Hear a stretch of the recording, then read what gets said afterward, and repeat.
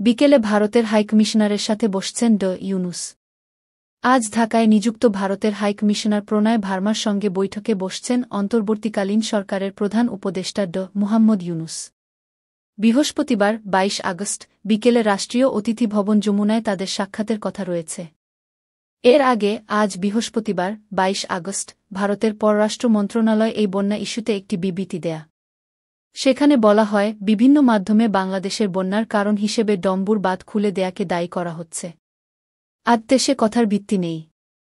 কারণ ডম্বুর বাঁধ বাংলাদেশ সীমান্ত থেকে ১২০ কিলোমিটার উজানে। দাবি করা হয়, গেল কয়েক দিনের অতিবৃষ্টিতে বেড়েছে গোমতী নদীর পানি। তাতেই প্লাবিত হয়েছে আশপাশের অঞ্চল। বিবৃতিতে আরও বলা হয়, বাংলাদেশের সীমান্তবর্তী সমগ্র ত্রিপুরা ও পার্শ্ববর্তী জেলাগুলো ২১ আগস্ট থেকে ভারী বর্ষণ অব্যাহত রয়েছে। এ সময় দুদেশের অভ্যন্তরে থাকা আন্তর্জাতিক নদীগুলোর ব্যাপারেও বার্তা দেয় দিল্লি।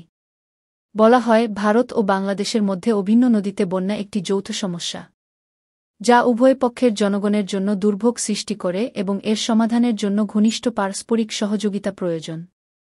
এর আগে ভারতীয় বিভিন্ন গণমাধ্যমই জানিয়েছিল, ডম্বুর বাঁধের জলকপাট খুলে দেয়ার কারণে পানি বেড়েছে গোমতী তীরবর্তী অঞ্চলে। এতে প্লাবিত হয়েছে অমরপুর, উদয়পুর, সোনামুড়ার বিস্তীর্ণ এলাকা। সোনামুড়া বাংলাদেশের কুমিল্লা সীমান্তের একেবারেই কাছে।